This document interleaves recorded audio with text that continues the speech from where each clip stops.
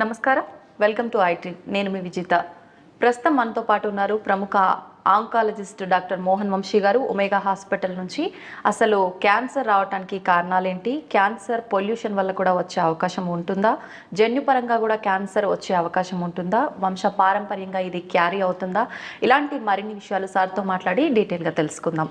నమస్కారం సార్. నమస్తే అండి. క్యాన్సర్ అనేది ఎందుకు వస్తుంది, క్యాన్సర్ రాగానే అసలు మొదటి లక్షణం మనం ఐడెంటిఫై చేయడానికి ఛాన్స్ ఉంటుందా, టెస్టులు చేయకుండానే క్యాన్సర్ గురించి తెలుసుకునే అవకాశం ఉంటుందా, ఇలాంటి చాలా సందేహాలు అయితే చాలా మందిలో ఉన్నాయి సార్. ప్రస్తుతం క్యాన్సర్ అనేది ఎక్కువగా వినిపిస్తోంది కదా, జనాల్లో కూడా చాలా చాలా డౌట్స్ ఎక్కువైపోతున్నాయి. ఇవాళ విన్నాం కదా. అవును సార్. ప్రిన్స్ చార్ల్స్ గారికి వారి కోడలు గారికి కూడా క్యాన్సర్. అవునవును. He is 85 and she is probably 30s, early 30s. She had a cancer. So మీరు అన్నట్టు క్యాన్సర్ అన్ని ఏజ్ గ్రూప్స్ని ఎఫెక్ట్ చేస్తుంది, ఏది ఎక్సెప్షన్ కాదు. క్యాన్సర్ ఇన్సిడెంట్స్ మీరు అన్నట్టు ర్యాపిడ్గా పెరిగిపోతుంది. భారతదేశంలో ఐసీఎంఆర్ ఎస్టిమేట్ ప్రకారం 2022లో 15.5 lakh న్యూ క్యాన్సర్ కేసెస్ కనుగొనబడినారు. అదంతా కూడా తక్కువ అంచనానే అనుకుంటున్నాం, ఎందుకంటే cancer is not a notifiable disease.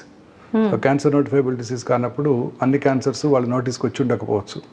ఇప్పుడు చైనా పాపులేషన్ మన పాపులేషన్ ఒకటే, మన దగ్గర 2-3 కోట్లు ఎక్కువ ఉంటుంది. కానీ చైనాలో 36 కోట్ల న్యూ క్యాన్సర్స్, మనలో 36 లక్షలు, మన దగ్గర 16 లక్షలు అంటే నమ్మశక్యంగా లేదు. So mostly double that number ఉంటుంది క్యాన్సర్ ఇన్సిడెంట్స్. సో సంవత్సరానికి నా ఉద్దేశం 30 లక్షల న్యూ క్యాన్సర్ కేసెస్ భారతదేశంలోనే కనుగొనబడతాయని నేను అనుకుంటున్నాను. చాలా మంది సైంటిస్ట్ కూడా అదే బిలీవ్ చేస్తున్నారు. క్యాన్సర్ రావడానికి మీరు అన్నట్టు అనేక రకాల కారణాలు ఉన్నాయి. First most important environmental factors, lifestyle అనమాట, అండ్ ఎన్విరాన్మెంట్. రెండోది జెనెటిక్ ఫ్యాక్టర్స్. జెనెటిక్ ఫ్యాక్టర్స్ అంటే మనందరికి కూడా విన్నాం, Angelina Jolie, famous Hollywood movie artist.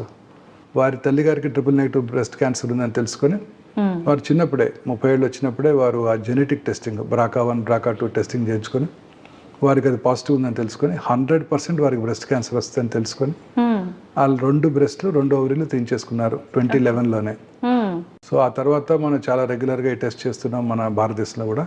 చాలా మంది మా పేషెంట్స్ అందరికీ, ovarian cancer patients, breast cancer పేషెంట్స్కి అవి ఐడెంటిఫై చేసినప్పుడు ముందుగానే రిస్క్ రిడక్షన్ సర్జరీ అంటాం. అంటే రిస్క్ తగ్గించడానికి చేసే సర్జరీ, రిస్క్ రిడక్షన్ సర్జరీ. చాలా అందరికి 2 బ్రెస్ట్లు 2 ఓవరీలు తీసేయడం జరుగుతూ ఉంటుంది. అలా తీసేయడం వల్ల అంటే ఛాన్స్ ఉండదా సార్ ఇంకా రావడానికి? తక్కువైపోతుంది, బాగా 99% తక్కువైపోతుంది. సో చాలా కామన్ గా మనం whenever they are positive we counsel them and do it off. చాలా సార్లు చూస్తున్నాం ఇది చాలా రెగ్యులర్ గా. సో మొన్న మధ్యనే Hamsa Nandini, famous movie artist, Telugu movie artist, వారికి కూడా బ్రెస్ట్ క్యాన్సర్ ఉందని తెలుసుకున్నారు. వారు కూడా టెస్ట్ చేయించుకొని BRCA1 పాజిటివ్ ఉందని తెలుసుకుని వారు కూడా అనౌన్స్ చేయడం జరిగింది. తను జెనెటిక్ రిస్క్ వలన బ్రెస్ట్ క్యాన్సర్ బారిన పడి వారు ట్రీట్మెంట్ కూడా తీసుకొని సక్సెస్ఫుల్గా సర్వైవ్ అవుతున్నారని వారు అనౌన్స్ చేయడం జరిగింది. సో ఇట్లా ఇది ఒక జన్యుపరమైన కారణం. ఇలానే colonic cancer, familial adenomatous polyposis coli అంటారు. చిన్నప్పుడే వాళ్ళకి 34 ఏళ్ళ వయసులోనే కోలన్ క్యాన్సర్స్ వచ్చేస్తాయి. ఎంటైర్ కోలన్ అంతా కూడా చిన్న చిన్న బుడిపలతో నిండి ఉంటుంది, ఏదో ఒకటి క్యాన్సర్గా మారుతుంది అనమాట. అలాగే మెడులరీ థైరాయిడ్ క్యాన్సర్ అంటారు. పిల్లల్లో అంటే ఫ్యామిలియల్గా చూస్తుంటాం, MEN1 MEN2 అంటారు. MEN2 మల్టిపుల్ ఎండోక్రైన్ నియోప్లేషియాలో 2లో ఈ మెడులరీ కార్సినోమా చూస్తుంటాం. థైరాయిడ్ క్యాన్సర్ ఇది కూడా వంశపారంపర్యంగా వస్తుంది. ఇది రెట్ జీన్ అంటారు, RET జీన్. ఇది కనుక ఆ ఫ్యామిలీలో ఉన్నట్టయితే ఆ పిల్లలకి 1 year లోపల మనం థైరాయిడెక్టమీ చేసేయాలి.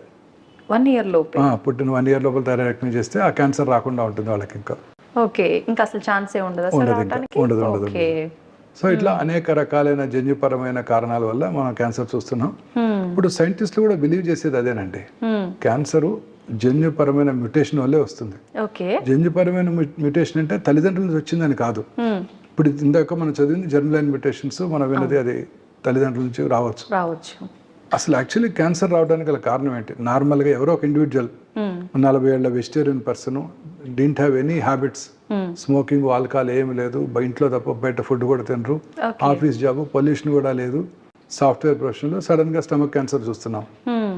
వాళ్ళు అడుగుతారు పేషెంట్స్, మన ఏమి అలవాట్లేదు డాక్టర్ గారు, ఎందుకు వచ్చింది, చిన్న పిల్లాడు 40 years just started his life అని అడుగుతుంటారు. సో వీటికి గల కారణం కూడా జన్యుపరమైన మ్యూటేషనే. అంటే తల్లిదండ్రుల నుంచి వచ్చిందని కాదు, మన బాడీలో అబౌట్ 22,000 ప్రోటాన్ కోడింగ్ జీన్స్ ఉంటాయి. అందులో ఒక 500 to 600 క్యాన్సర్ కారక జన్యువులు ఆంకోజెన్స్ని సైంటిస్టులు ఐడెంటిఫై చేశారు. ఓకే. ఈ జెన్స్లో వచ్చే మ్యూటేషన్సే క్యాన్సర్గా మారుతుంటాయి. సో ఇప్పుడు సైంటిస్టులు అంతా కూడా రీసెర్చ్ అంతా దీని మీదే జరుగుతుంది. ప్రతి పేషెంట్కి కూడా జన్యుపరమైన మ్యూటేషన్ ఏమిటి తెలుసుకొని ఆ మ్యూటేషన్ని టార్గెట్ చేసే మెడిసిన్ ఏమైనా ఉంటే దాన్ని కనుక టార్గెట్ చేస్తే మనం ఆ క్యాన్సర్ని కంట్రోల్ చేయవచ్చు అని చాలా వరకు. ఇప్పుడు ఈ జన్యుపరమైన మ్యూటేషన్ టెస్ట్ చేసుకోవడానికి ట్యూమర్ని టెస్ట్ చేయవచ్చు, లేదా లిక్విడ్ బయాప్సీ అంటారు. లిక్విడ్ బయాప్సీ అంటే పేషెంట్ ఒక బ్లడ్ నుంచి తీసుకొని, బ్లడ్లో క్యాన్సర్ సెల్స్ ఉంటాయి, సర్క్యులేటింగ్ ట్యూమర్ సెల్స్ అంటారు. బ్లడ్లోనే సర్క్యులేటింగ్ ట్యూమర్ ఫ్రీ డిఎన్ఏ ఉంటుంది. ఆ డిఎన్ఏని వాళ్ళు అనలైజ్ చేసి ఏ జన్యుపరమైన మ్యూటేషన్ వల్ల ఈ పర్టికులర్ క్యాన్సర్ వచ్చిందో తెలుసుకొని దానికి ట్రీట్ చేసే మెడిసిన్స్ ఉన్నాయో చూస్తారు. ఫ్యూచర్ ఆఫ్ ఆంకాలజీ ఇలాగే ఉండిపోతుంది. ఇప్పుడు మనం వింటుంటాము, నేను గైనక్ ఆంకాలజిస్ట్ని, నేను బ్రెస్ట్ ఆంకాలజిస్ట్ని, నేను హెడ్ అండ్ నెక్ ఆంకాలజిస్ట్ని, నేను జిఏ ఆంకాలజిస్ట్ని అని వింటున్నాం కదా మన రోజు స్పెషలైజేషన్. ఫ్యూచర్లో ఇలా ఉండబోదు. ఇంకా జెనెటిక్ మ్యూటేషన్ బేస్డ్ ట్రీట్మెంట్ వస్తుంది. నేను HER2 ఆంకాలజిస్ట్, నేను ఈజిఎఫ్ఆర్ ఆంకాలజిస్ట్, ఇట్లా రకరకాల ఆంకాలజిస్ట్. జన్యుపరమైన మ్యూటేషన్, ఈ జన్యుపరమైన మ్యూటేషన్ ఏ క్యాన్సర్ కైనా వర్తిస్తుంది. అంటే పెరోటిడ్ ట్యూమర్ కి అలాగే లంగ్ క్యాన్సర్ కూడా ఒకటే జన్యుపరమైన మ్యూటేషన్ ఉండొచ్చు, ఆ రెండింటికి ఒకటే ట్రీట్మెంట్ ఇవ్వాల్సి రావచ్చు. అలా ఉండబోతుంది ఫ్యూచర్. సో ఫ్యూచర్ అంతా ఇలానే ఉండబోతుంది. బ్లడ్ టెస్ట్ చేసుకుని ఆ బ్లడ్ టెస్ట్ లో ఉన్న సర్క్యులేటింగ్ ట్యూమర్ ఫ్రీ డిఎన్ఏని తీసుకుని ఈ టెస్ట్ చేసుకుని జన్యుపరమైన టెస్టింగ్, ఫౌండేషన్ వన్ టెస్టింగ్ అంటారు, అది చేసుకుని ఏ మ్యూటేషన్ వల్ల ఏ క్యాన్సర్ వచ్చిందో చూసుకొని ఆ క్యాన్సర్ని, ఆ మ్యూటేషన్ని టార్గెట్ చేసే డ్రగ్స్ ఉన్నాయా లేవో చూసుకొని వాటిని టార్గెట్ చేసినట్టయితే క్యాన్సర్ని కంట్రోల్ చేయవచ్చు. అదే బ్లడ్లో సర్క్యులేటింగ్ ట్యూమర్ సెల్స్ కూడా ఉంటాయి. ఇప్పుడు క్యాన్సర్ సెల్స్, బ్రెస్ట్లో క్యాన్సర్ వచ్చింది, లంగ్లో క్యాన్సర్ వచ్చింది, అవి శరీరంలో దాని యొక్క క్యాన్సర్ యొక్క మోస్ట్ ఇంపార్టెంట్ ప్రాపర్టీ ఏంటండి, బ్లడ్ ద్వారా శరీరంలో ఇతర భాగాలకు పాకుతుంటుంది. ఆ బ్లడ్లో ఉన్న బ్లడ్లో మనకి 1 మిలియన్ WBCs ఉంటాయి, 1 బిలియన్ RBC ఉంటాయి 1 ml బ్లడ్లో. ఒక 5 నుంచి 10 సర్క్యులేటింగ్ ట్యూమర్ సెల్స్ ఉంటాయి. ఆ సర్క్యులేటింగ్ ట్యూమర్ సెల్స్ని మనం ఐడెంటిఫై చేసి ఆ సర్క్యులేటింగ్ ట్యూమర్ సెల్స్ని ఐసోలేట్ చేసి ల్యాబ్లో వాటిని గ్రో చేసి ఏ రకమైన యాంటీ క్యాన్సర్ డ్రగ్కి లొంగుతుందో తెలుసుకునే పద్ధతి కూడా, టెక్నాలజీ కూడా ఇప్పుడు మనకు అందుబాటులోకి వచ్చేసింది. అంటే already process available. So biopsy కూడా లేకుండా మనం క్యాన్సర్ని నిర్ధారించవచ్చు, అది ఏ రకమైన క్యాన్సర్ తెలుసుకోవచ్చు, దేనికి లొంగుతుందో తెలుసుకోవచ్చు, ఏ జన్యుపరమైన మ్యూటేషన్ వల్ల ఈ క్యాన్సర్ వచ్చిందో తెలుసుకోవచ్చు ఒక 10 ml బ్లడ్ నుంచి. ఇదంతా కూడా మనం చేసేయగలుగుతాం. This is not the future, present status of oncology. So ఇది జన్యుపరమైన కారణాలు. ఇక రెండో కారణం ఎన్విరాన్మెంటల్ ఫ్యాక్టర్స్. ఇవి మోస్ట్ ఇంపార్టెంట్. ఫస్ట్ లో most important lifestyle. Environment అంటే పొల్యూషన్, మనం రోజు చూసుకునే పొల్యూషన్, మన చుట్టూ ఉండే పొల్యూషన్ అనేక, ఎస్పెషల్లీ అర్బన్ ఏరియాస్లో pollution, automobile pollution, industrial pollution ఎక్కువగా ఉంటుంది. అందుకే భారతదేశంలో కూడా అర్బన్ ఏరియాస్లోనే క్యాన్సర్ ఎక్కువగా చూస్తున్నాం మనం, రూరల్ ఏరియాస్తో కంపేర్ చేసినట్టయితే. అర్బనైజేషన్ పెరిగే కొద్దీ క్యాన్సర్ ఇన్సిడెన్స్ ర్యాపిడ్గా పెరిగిపోతుంది. అర్బనైజేషన్ పెరిగే కొద్దీ ర్యాపిడ్గా పెరిగిపోతుంది. ఇంకా దాని గురించి మనం తప్పించుకునే ఛాన్స్ అయితే లేదు కదా సార్? కేర్ తీసుకోవాలంటే ఏమైనా తీసుకునే ఛాన్స్ ఉందంటారా? ఎలా మేడం, రోజు మనం వాడేది మార్నింగ్ లెగిస్తే synthetic toothpaste, plastic brush, plastic tumbler, plastic bucket, plastic బాటిల్లో వాటర్ తాగుతాం, కార్లోకి వెళ్తాము, కార్లో అంతా ప్లాస్టిక్ ఎన్విరాన్మెంట్ అంతా కూడా మనం ఎలా అవాయిడ్ చేయగలుగుతాం? పొల్యూషన్. మీరు సిగరెట్ తాగక్కర్లేదు, మా ఒమేగా హాస్పిటల్ బయట కూర్చొని నుంచోండి ఒక 5 నిమిషాలు, మీ కార్ కోసం వెయిట్ చేస్తూ 20 సిగరెట్లు తాగిన పొల్యూషన్ వచ్చేస్తుంది. అంత పొల్యూషన్ ఉంటుంది ఇప్పుడు. దేశం అంతా పొల్యూషనే. అనేక రకాలైన మెజర్స్ తీసుకున్నప్పటికీ మీరు ఢిల్లీలో చూస్తున్నారు కదా, రోజు పేపర్లో వింటున్నాం, most polluted city in the world Delhi. So మనకి హైదరాబాద్లో కొంచెం వరకు ఫార్చునేట్, వాళ్ళకి చాలా ఎక్కువ ఉంది పొల్యూషన్. సో ఇండస్ట్రియల్ పొల్యూషన్స్ అన్ని ఎక్కువైపోతున్నాయి, వీటి వల్లే క్యాన్సర్స్ అధికంగా వస్తున్నాయి అర్బన్ ఏరియాస్లో. అవే కాకుండా మన లైఫ్ స్టైల్, మనం తీసుకునే ఆహారం, ఈ సాచురేటెడ్ ఫ్యాటీ యాసిడ్ ఉండే ఈ పిజ్జాలు, బర్గర్లు, అన్ని రకాల రీయూజ్డ్ ఆయిల్స్, మిర్చి బండి దగ్గర ఉండే మిర్చీలు అవన్నీ రీయూజ్డ్ ఆయిలే కదా మేడం. పకోడీలు, టేస్టీగా పకోడీలు టెంప్టింగ్ గా టేస్టీగా కనిపిస్తాయి. వీటన్నిటింటే రీయూజ్ ఆయిల్సే కదా మేడం, ఇవన్నీ కూడా క్యాన్సర్ కారకాలే. Okay. High fatty diet, red meat ఇవన్నీ కూడా క్యాన్సర్ కారకాలేనండి. మైక్రో ఓవెన్లో చేసే ఫుడ్, హీట్ చేసే ఫుడ్, ఓకే, ప్లాస్టిక్ కంటైనర్స్లో ఉండే ఫుడ్ ఇవన్నీ కూడా క్యాన్సర్ కారకాలేనండి. వైట్ రైస్ తీసుకోవడం వల్ల కూడా క్యాన్సర్ వచ్చే అంటే ఛాన్స్ ఈ ఉందా సార్? వైట్ రైస్ అనేది ఊబకాయం. వైట్ రైస్లో విటమిన్స్ ఏ ఉండవు, అన్నీ కూడా ఇదైపోతాయి. తినడానికి టేస్టీగా ఉంటుంది తప్ప జస్ట్ రిఫైన్డ్ కార్బోహైడ్రేట్ మన బాడీలోకి వస్తుంది. ఓకే. కార్బోహైడ్రేట్, ఈ రిఫైన్డ్ కార్బోహైడ్రేట్ మనకి డేంజరస్ అండి. దీన్ని సింపుల్ కార్బోహైడ్రేట్స్ అంటారు, లైక్ వైట్ షుగర్ లాగా.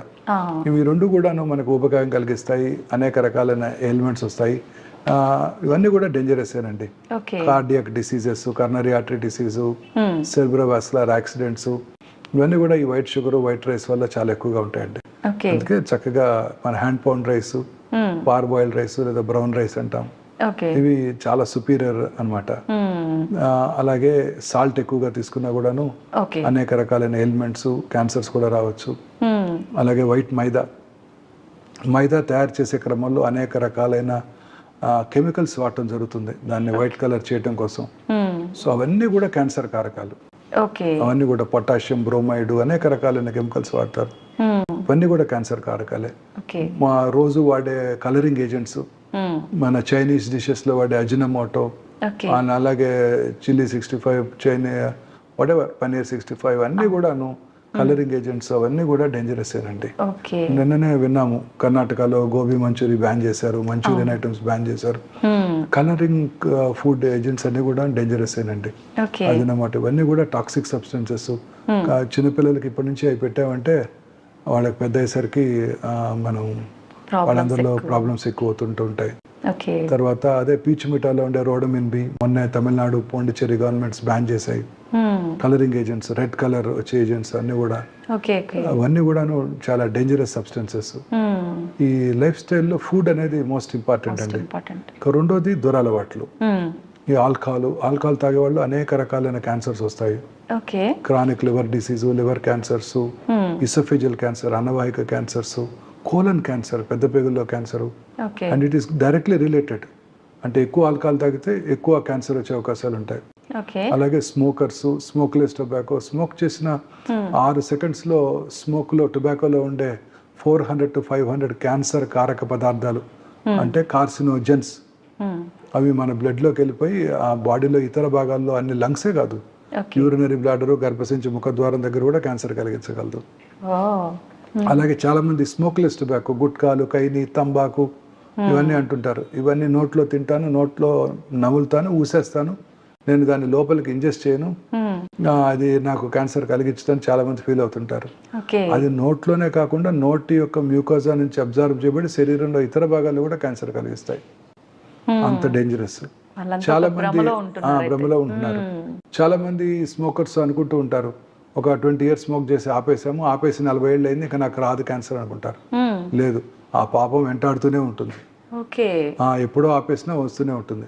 చాలా మంది అంటారు, నేను 40 years స్మోక్ చేశానండి, నాకు ఏం ప్రాబ్లం లేదు, మొన్న 6 నెలల క్రితం ఆపేశాను, వెంటనే క్యాన్సర్ వచ్చింది అంటారు. వాళ్ళ వైఫ్ కూడా అడుగుతుంటారు, సార్ ఇలా ఆపడం వల్లే వచ్చిందండి అని అడుగుతారు. True, very true, absolutely wrong అండి. సో టొబాకో అన్ని రకాలుగా హాని చేస్తుంది. ఇప్పుడు గవర్నమెంట్ పబ్లిక్ ప్లేసెస్ లో టొబాకోని బ్యాన్ చేశారు. సో తాగాల్సింది ఇంట్లోనే. ఆఫీసులో తాగిన పక్కన వాళ్ళు ఎంప్లాయీస్ ఊరుకోరు కదా. సో ఇంట్లో తాగితే చిన్నపిల్లలు, వైఫ్ కి, పిల్లలకి ఎస్పెషల్లీ టెండర్ ఏజ్ లో వారు వదిలే స్మోకు, వారి లైటెడ్ ఎండ్ ఆఫ్ సిగరెట్ నుంచి వచ్చే ప్యాసివ్ స్మోకు పిల్లల మీద ఎఫెక్ట్ చూసి పిల్లల్లో కూడా క్యాన్సర్ కలిగిస్తుంది. అంటే ఈ పొల్యూషన్ అధికంగా ఉన్న పట్టణాలన్నీ కూడా, ఉదాహరణకి మన స్టేట్ లోనే రామగుండం చూడండి, super thermal power plant, where coal is burnt, open cast mines, fertiliser plant, ఇండియాలో బిగ్గెస్ట్ ఫెర్టిలైజర్ ప్లాంట్ అక్కడే ఉంది. గ్రానైట్ డస్ట్, ఈ ఇండస్ట్రియల్ టౌన్స్ అన్నిట్లో కూడా క్యాన్సర్ ఇన్సిడెంట్స్ ఎక్కువగా ఉంటుందండి. ఈ థర్మల్ పవర్ ప్లాంట్ చుట్టూ ఉన్న 1 kilometer రేంజ్ లో ఉన్న వాళ్ళందరికీ క్యాన్సర్ వచ్చే అవకాశాలు చాలా ఎక్కువగా ఉంటాయండి. అయితే సార్ మనకు ఇప్పుడు సిటీలో ఇళ్లపైనే సెల్ ఫోన్ టవర్స్ ఇలాంటి వాటి వల్ల కూడా ఛాన్స్ సెల్ టవర్స్ వల్ల కూడా క్యాన్సర్ వస్తుందండి. 800 మీటర్స్ ఏరియాలో వస్తాయి, క్యాన్సర్స్ వచ్చే అవకాశాలు ఎక్కువగా ఉంటాయి. బట్ ఇప్పుడు గవర్నమెంట్ ఆఫ్ ఇండియా ఆ రెగ్యులేషన్స్ విధించింది. ఇంత ఏరియాలో ఉండకూడదు, దాని నుంచి ఒకటే టవర్ ఉండాలి. ఇప్పుడు అన్ని కంపెనీస్ ఒకటి చోట పెట్టేస్తున్నాయి. అవును, అలా పెట్టకుండా కొన్నే పెట్టేటట్టు దాని నుంచి వచ్చే డ్యామేజ్ కంట్రోల్ చేయడానికి కొన్ని చర్యలు తీసుకోవడం జరిగింది. సో అందువలన ఇప్పుడు అంటే there are some stringent laws to prevent it. ఇంతకు ముందు లా కాకుండా government of India has realised and వాళ్ళు స్ట్రింజెంట్ లాస్ పెట్టారు, ఇలా పెట్టకూడదు, అన్ని ఒక చోట పెట్టకూడదు, సో అలా రెసిడెన్షియల్ ఏరియాలో పెట్టకూడదు అని కొన్ని లాస్ ఎనాక్ట్ చేయడం జరిగింది. అందువల్ల తగ్గింది అనమాట. మనకు ఆ టవర్స్ వల్ల ఎక్కువగా ఎలాంటి క్యాన్సర్స్ వచ్చే అవకాశం ఉంటుంది సార్? అన్ని రకాల క్యాన్సర్స్. సెల్ ఫోన్ యూసేజ్ వల్ల కూడా క్యాన్సర్ రావచ్చండి, మనకు తెలియదు ఇంకా. అందుకే పిల్లలకి డెఫినెట్ గా సెల్ ఫోన్ ఇవ్వకూడదు. చిన్నప్పటి నుంచే వాళ్ళు సెల్ ఫోన్ కి అలవాటు పడితే వాళ్ళకి ఆ సెల్ ఫోన్ నుంచి వచ్చే రేడియేషన్ కిరణాలు రేడియేషన్ ఎఫెక్ట్ చేయవచ్చు. అంటే కొత్త న్యూ సెల్ ఫోన్స్ నుంచి వచ్చే రేడియేషన్ డోస్ తక్కువగా ఉంటుందండి. బట్ ఓల్డెన్ డేస్ లో GSM 2 ఫోన్స్ లో రేడియేషన్ డోస్ చాలా ఎక్కువ. వాళ్ళకి పెరోటిడ్ క్యాన్సర్, బ్రెయిన్ క్యాన్సర్ వచ్చే అవకాశాలు ఎక్కువగా ఉంటాయని WHO 2017లోనే వార్న్ చేసింది. లక్కీగా ఆ ఫోన్స్ ఇప్పుడు అవుట్ ఆఫ్ లేవు కాబట్టి బాధ లేదు. అలాగే మన లైఫ్ స్టైల్ అండి, రాత్రిపూట ఎక్కువసేపు లేచి ఉండటం. మనం ప్రశాంతంగా రాత్రిపూట 9కో 10కో పడుకుంటే మనకి ఎర్లీ మార్నింగ్ మెలటోనిన్ అనే హార్మోన్ ఉత్పత్తి అవుతుంది. అది ప్రిఫరబుల్లీ లైట్ లేకుండా పడుకోవాలి. ఎర్లీగా పడుకొని లైట్ లేకుండా పడుకుంటే మెలటోనిన్ అనే హార్మోన్ ఉత్పత్తి అవుతుంది. సో మీరు మనం పడుకోలేదనుకోండి, రాత్రి 12 దాకా టీవీ చూస్తూ ఆ స్క్రీన్ చూస్తూ ఆ తర్వాత మళ్ళీ మొబైల్ స్క్రీన్ బ్లూ స్క్రీన్ చూస్తూ పడుకుంటే డెఫినెట్ గా హార్మోన్ ఉత్పత్తి ఉండదు, క్యాన్సర్ వచ్చే అవకాశాలు ఎక్కువైపోతాయి. అలాగే ఇప్పుడు ఈ గచ్చిబౌలిలో మనం చూసే బిల్డింగ్స్ అంతా రాత్రిపూట అంతా there are well lit towers and అనేక వేల మంది young girls and young gentlemen work there. వాళ్ళందరూ కూడా నైట్ షిఫ్ట్స్ లో పనిచేస్తారు. అంటే they have to because they are working for their BPO offices. So వాళ్ళందరిలో కూడా ఆ లైటెడ్ ఎన్విరాన్మెంట్ లో ఉండే వాళ్ళలో ఈ క్యాన్సర్ వచ్చే అవకాశాలు చాలా ఎక్కువ ఉంటాయండి. ఆ రిథం దెబ్బతింటుంది అనమాట. పగలు పని చేసుకోవాలి, ముఖ్యంగా ప్రిఫరబుల్లీ ఎండలో కూడా ఎక్కువసేపు ఉండాలి, కష్టపడి పని చేయాలి. ఆ తర్వాత రాత్రిపూట ఎర్లీగా పడుకోవాలి, లైట్ లేకుండా పడుకోవాలి. బెడ్ లైట్ కూడా అవాయిడ్ చేయడం బెటర్ అండి. ఒకవేళ బెడ్ లైట్ తప్పనిసరి మనకి భయంగా ఉందనుకుంటే రెడ్ కలర్ బెడ్ లైట్ తక్కువ ఇన్ఫ్లుయెన్స్ కలిగిస్తుంది అంట. రెడ్ కలరా సార్? మిగతా లైట్లన్నీ బ్లూ లైట్, వైట్ లైట్ ఇవి డేంజరస్. సో ఇవన్నీ కూడా మనలో వచ్చే మార్పులు, అంటే ఈ లైఫ్ స్టైల్లో వచ్చే మార్పుల వల్ల ఈ క్యాన్సర్స్ అన్ని మనం ఎక్కువగా చూస్తున్నామండి. సో ఇవి environmental factors, life style factors, genetic factors. అయితే సార్ మానసికంగా ధైర్యంగా స్ట్రాంగ్ గా ఉండే వాళ్ళకి క్యాన్సర్ వచ్చే అవకాశం చాలా తక్కువగా ఉంటుందని వింటున్నాం సార్. 100% అండి, 100%. నా పర్సనల్ ఎక్స్పీరియన్స్ అండి అది. నేను ఒక ఫుల్ పేజ్ ఆర్టికల్ రాశాను మన ప్రెస్లో చాలా లాంగ్ బ్యాక్. అది చూసి చాలా మంది నాకు ఫోన్ కూడా చేశారు. అక్కడ నాగేశ్వరరావు గారు కూడా ఫోన్ చేశారు అప్పుడు.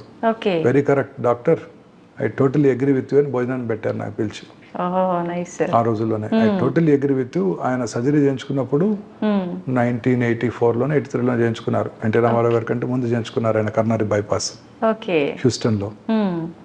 అప్పుడు ఆయన ఎక్కువ కాలం బ్రతకనని చెప్పారంట. ఆయన కార్ నెంబర్ 2002 వేసుకున్నారంట. అంటే అప్పటి వరకు నేను ఖచ్చితంగా బతుకున్నాను నమ్మకం ఆయనలో.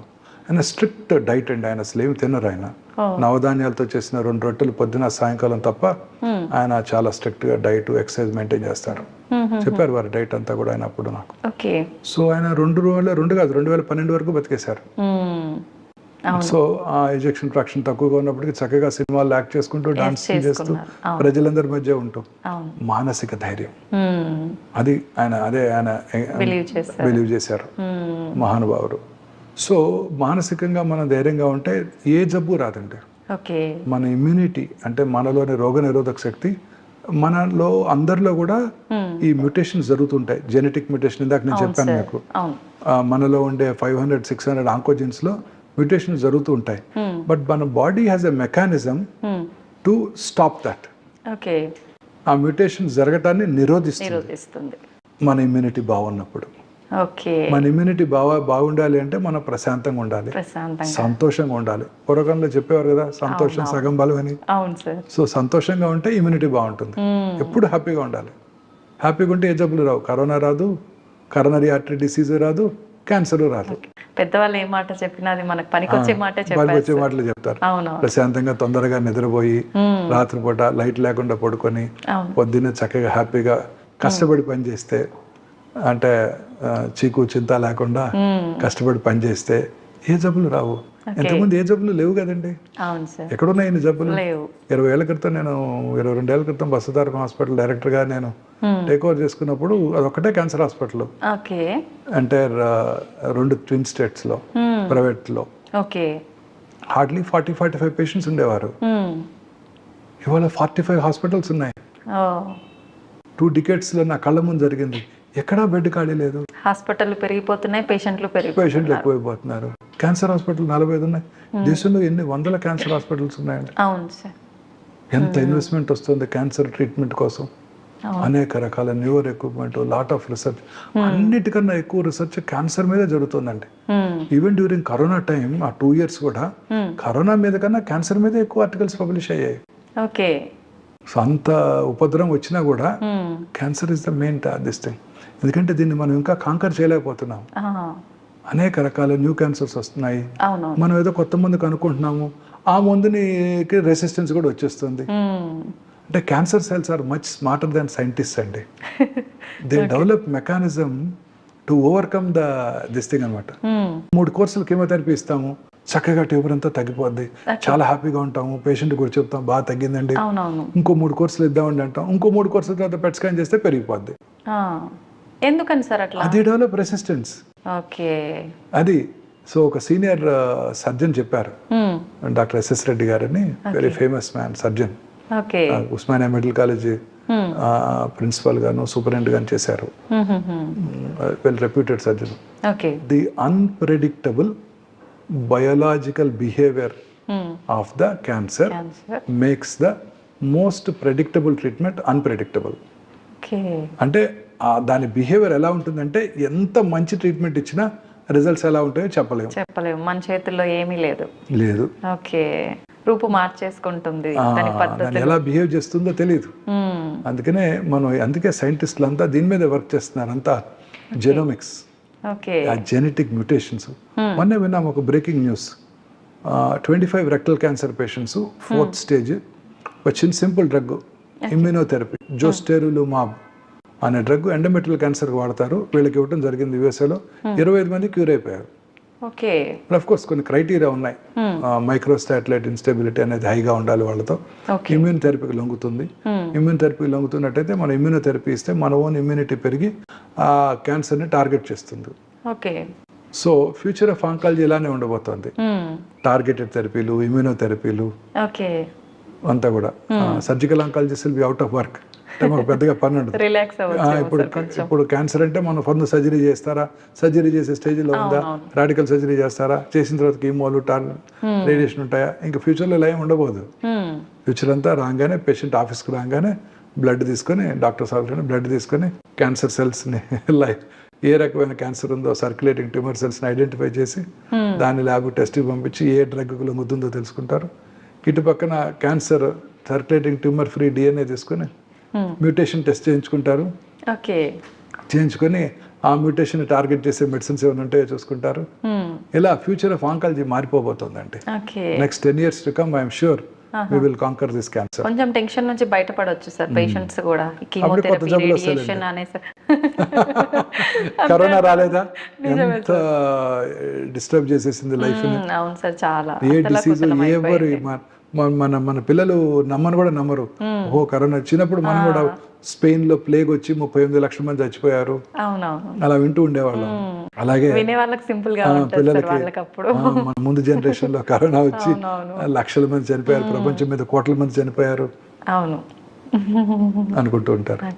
అయితే సార్ మనం ఎటువంటి జబ్బులైనా సరే రాకుండా ఉండాలంటే మీరు చెప్పినట్టుగా టెన్షన్ లేకుండా మంచి లైఫ్ లీడ్ చేస్తూ మంచి ఫుడ్ తీసుకొని ఇమ్యూనిటీ పెంచుకుంటే బాగుంటుంది. దురలవాట్లకు దూరంగా గ్రీన్స్, ఫ్రెష్ ఫ్రూట్స్, దాని నిండా plenty of nutrients, plenty of antioxidants, cancer రాకుండా చేసే ఉంటాయి.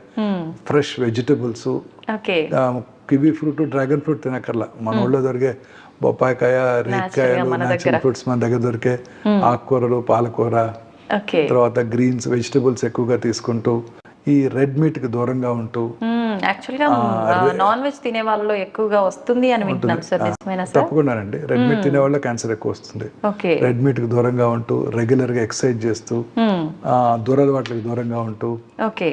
మానసిక ఆందోళనకు దూరంగా ఉంటూ ప్రశాంతంగా ఉంటూ లీన్ బాడీ మాస్ మెయింటైన్ చేస్తే, అంటే ఊబకాయం రాకుండా సన్నగా ఉంటే క్యాన్సర్ నుంచి కూడా దూరంగా ఉండొచ్చు.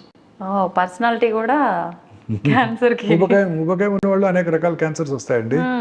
స్త్రీలలో ఊబకాయం ఉన్న వాళ్ళు బ్రెస్ట్ క్యాన్సర్, స్మోక్ చేసే స్త్రీలలోను, ఆల్కహాల్ తాగే స్త్రీలలోను, రాత్రిపూట లైట్స్ కింద పనిచేసే స్త్రీలలోను, ఒబీసిటీ ఉన్న వాళ్ళలోను, వీళ్ళలో బ్రెస్ట్ క్యాన్సర్, ఎండోమెట్రియల్ క్యాన్సర్, అంటే uterine body cancers, colon cancers ఎక్కువగా వచ్చే అవకాశాలు ఉంటాయి. అవి మూడు కూడా దగ్గర బంధువులు, బ్రెస్ట్, ఓవరీ, యూట్రస్. ఒకటి వచ్చిన వాళ్ళకి బ్రెస్ట్ క్యాన్సర్ వచ్చిన వాళ్ళకి ఓవరీ యూట్రస్ వచ్చే అవకాశాలు ఎక్కువ, అలాగే ఓవేరియన్ క్యాన్సర్ వచ్చినా, ఎండోమెట్రియల్ క్యాన్సర్ వచ్చినా బ్రెస్ట్ క్యాన్సర్ వచ్చే అవకాశాలు ఎక్కువ. ఓకే. అయితే చిన్న పిల్లల్లో కూడా క్యాన్సర్ వచ్చే అవకాశం ఉంది అంటున్నారు. చాలా కామన్ గా చూస్తామండి చిన్న పిల్లల్లో. ఎందుకని సార్ చిన్న పిల్లల్లో కూడా ఎందుకు అనేది కారణం తెలియదు. జన్యుపరమైన మ్యూటేషన్, అది తల్లిదండ్రుల నుంచి వచ్చిందని కాదు. జన్యుపరమైన మ్యూటేషన్ అంటే తల్లిదండ్రుల నుంచి వచ్చిందని కాదు. We really don't know what is the cause. పిల్లల్లో బ్లడ్ క్యాన్సర్స్ ఎక్కువగా చూస్తుంటాం. బట్ గుడ్ థింగ్ ఏంటంటే పిల్లల్లో వచ్చే బ్లడ్ క్యాన్సర్స్ క్యూర్ అయ్యే అవకాశాలు ఎక్కువ ఉంటాయి. కంప్లీట్ గా క్యూర్ అవుతాయా సార్? ఓకే. చాలా, అందుకే చాలా మంది చాలా చోట్ల పీడియాట్రిక్ ఆంకాలజీ సెంటర్స్ అన్ని కూడాను చాలా యాక్టివ్గా ఉంటాయి. వాళ్ళకి మందులు కూడా డొనేట్ చేస్తుంటారు. ఎందుకంటే హ్యాపీగా చిన్నపిల్లాడి బ్రతికి 30 ఏళ్ళ తర్వాత గుర్తు పెట్టుకుంటాడు. అడియార్ క్యాన్సర్ ఇన్స్టిట్యూట్లో కూడా పీడియాట్రిక్ వింగ్ ఉండేది. సో అక్కడంతా కూడా పిల్లలు చాలా యాక్టివ్గా పిల్లల కోసం, అప్పుడు వాళ్ళు కూడా ఫ్రీ ట్రీట్మెంట్ పిల్లలందరికీ అక్కడ. అనేక రకాల సబ్సిడీలు ఇచ్చేవాళ్ళు. డాక్టర్ శాంత గారు, డాక్టర్ కృష్ణమూర్తి గారు, లైవ్లీగా ఉంటుంది. వాళ్ళు క్యూర్ అయిపోతాయి. అండ్ పిల్లలు ట్రీట్మెంట్ని కూడా బాగా విత్స్టాండ్ అవుతారండి. నేను కూడా చూస్తుంటాను, నా దగ్గర చాలా మంది పిల్లలు ట్రీట్ చేస్తుంటాం కదా, వాళ్ళు పాప ఎగ్జామ్స్ బాగా చదువుకుంటుంటారు. It's an inspiration to the doctor also. పొద్దున్నే లేచి నేను 6 గంటలకే రౌండ్స్కి వస్తాను, వాళ్ళు 5:30కే లేచి చదువుకుంటుంటారు. ఎగ్జామ్స్కి వాళ్ళు వచ్చి పాస్ అయ్యారని చెప్తారు. ఒక అమ్మాయి MBBS పాస్ అయ్యి నాకు వచ్చి కలిసింది. నేను ట్రీట్ చేశాను ఓవేరియన్ జర్మ్ సెల్ ట్యూమర్. పిల్లల్లో వచ్చే క్యాన్సర్స్ క్యూర్ అయ్యే అవకాశాలు కూడా ఎక్కువగా పిల్లలంటే ఏజ్ వాళ్ళలో వచ్చే ఛాన్స్ అన్ని రకాల ఏజ్ గ్రూప్, అన్ని రకాల ఏజ్ గ్రూప్ 20 వరకు కూడా. ఇప్పుడు హిమటలాజికల్ మలిగ్నెన్సీస్ చాలా కామన్గా చూస్తుంటాం. సెంట్రల్ నర్వస్ సిస్టమ్ ట్యూమర్స్ ఎక్కువగా చూస్తుంటాం. అలాగే సాఫ్ట్ టిష్యూ ట్యూమర్స్ ఎక్కువగా చూస్తుంటాం. జర్మ్ సెల్ ట్యూమర్స్ ఓవరీలోను, టెస్టిస్లోను చూస్తుంటాం. ఇవన్నీ కూడా క్యూర్ అయ్యే అవకాశాలు ఎక్కువ. మనకి ఇట్స్ వర్త్ ట్రీటింగ్ దెమ్. వాళ్ళ మీద ఇన్వెస్ట్ చేయటం, కొంచెం ఏదైనా సబ్సిడీ ఇచ్చి ట్రీట్ చేయటం వర్త్ ఇట్. ఎందుకంటే మన కళ్ళ ముందు పెరుగుతారు, వాళ్ళు బాగా చదువుకుంటారు. వచ్చినప్పుడే కష్టం చూశారు కాబట్టి వాళ్ళకి తెలుస్తుంది. అయితే పెరిగే పిల్లలు కదా సార్, చాలా గ్రాటిఫైయింగ్ గా ఉంటుంది. అనగానే ట్రీట్మెంట్ ప్రాసెస్ లో పెద్దవాళ్ళే తట్టుకోలేక పిల్లలు చాలా బాగా తట్టుకుంటారు. అసలు ఏం సైడ్ ఎఫెక్ట్స్ ఉండవు వాళ్ళకి, అసలు ఏమి ఉండవు వాళ్ళకి. పిల్లలకున్న ఇమ్యూనిటీ మనకు ఉండదు కదా, వాళ్ళకున్న పవరు ఉండదు వాళ్ళకి. సో వాళ్ళు చాలా బాగా తట్టుకుంటారు. కీమోథెరపీ అద్భుతంగా విత్స్టాండ్ అవుతారు. చాలా లైవ్లీగా. అసలు వాళ్ళు ఎక్కడ కూడా అది కనపడదు. ఆ ఇంజెక్షన్ ఇప్పుడంతా కీమో పోర్ట్ వచ్చింది కాబట్టి పెయిన్లెస్గా ఇవ్వగలుగుతున్నాము. చాలా అద్భుతంగా రియాక్ట్ అవుతారు, రెస్పాండ్ అవుతారు, తట్టుకుంటారు. పెద్దలే బాధపడుతుంటారు పిల్లలకు వచ్చిందని, బట్ వాళ్ళకి తెలియదు కదా చిన్న వయసులో. ఆ క్యాన్సర్ అనగానే ఇంకా అంటే డెత్ అన్న ఒక థాట్ లోనే ఉండిపోతారు సార్ చాలా పెద్దవాళ్ళు. చిన్నవాళ్ళకి తెలియదు కదా, సో వాళ్ళు మానసికంగా ధైర్యంగా ఉంటారు, క్యాన్సర్ కూడా జయిస్తారు. అది కూడా ఇంపార్టెంట్. ఇది క్యాన్సర్ వచ్చిందని కూడా ఆ పిల్లాడికి తెలియదు. ఇది డెడ్లీ డిసీజ్, తల్లిదండ్రులు ఎంత ఖర్చు పెడుతున్నారని కూడా వాళ్ళకి తెలియదు. వాళ్ళు హ్యాపీగానే ఉంటారు. వాళ్ళకి ఏం తెలుసు, ఏదో హాస్పిటల్కి వస్తారు, ట్రీట్ చేసుకుంటారు, వెళ్ళిపోతారు. చాలా బాగా రెస్పాండ్ అవుతారండి. అన్యూజువల్గా ఉంటుంది. మీరు వాళ్ళని చూస్తే మీరే ఆశ్చర్యపోతారు. చాలా బాగా కీమోథెరపీ తట్టుకుంటారు. మోస్ట్లీ కీమో సెన్సిటివ్ ట్యూమర్సే ఉంటాయి. అద్భుతంగా రెస్పాండ్ అవుతారు, పెరుగుతూ ఉంటారు, బాగా చదువుకుంటారు, హెల్తీగా యాక్టివ్ అయిపోతారు వాళ్ళు. అసలు ఇట్స్ ఒక డిఫరెంట్ ఎక్స్పీరియన్స్ అండి. చాలా బాగుంటుంది వాళ్ళతో. క్యూర్ అయిపోతాయి వాళ్ళు. పెద్దవాళ్ళు అయినాక మనకు గ్రాటిఫైయింగ్గా ఉంటుంది వాళ్ళని చూస్తే. 15-20 ఏళ్ళ తర్వాత వాళ్ళని చూస్తే మనకి చాలా సాటిస్ఫైయింగ్గా ఉంటుంది. అమ్మయ్య, ఒక పిల్లాడిని క్యూర్ చేశారు, నా ముందున్నాడు. సో డాక్టర్ కూడా ఇలాంటి ఇంపార్టెంట్ అంటే మాకు కూడా కొంచెం ఎంకరేజింగ్ ఉంటుంది. బూస్టింగ్ 15 ఏళ్ళ క్రితం 30 ఏళ్ళ క్రితం నేను చేసిన బ్రెస్ట్ క్యాన్సర్ పేషెంట్ తిరిగి వచ్చి 30 ఏళ్ళ తర్వాత చాలా మంది వచ్చారు. ఓకే వాళ్ళ పిల్లలు పుట్టి వాళ్ళ పిల్లలు తీసుకొని నా దగ్గరికి వచ్చినప్పుడు నాకు కూడా చాలా ఎంకరేజింగ్గా ఉంటుంది. ఆ రోజంతా చాలా ఎంతూజియాస్టిక్గా ఉంటాం. అవును సార్. అయితే సార్ ఒకసారి క్యాన్సర్ వచ్చి తగ్గింది అనుకున్న వాళ్ళకు మళ్ళీ సడన్గా అది వచ్చే అవకాశం ఉంటుంది. వచ్చిన వాళ్ళు కూడా చాలా మంది ఉన్నారు. పిల్లల్లో టోటల్గా క్యూర్ అవుతుంది అంటారు. ఎదిగే కొద్ది మళ్ళీ వచ్చే అవకాశం ఏమైనా తక్కువ, ఉంటుందా? చాలా తక్కువ అండి, చాలా తక్కువ.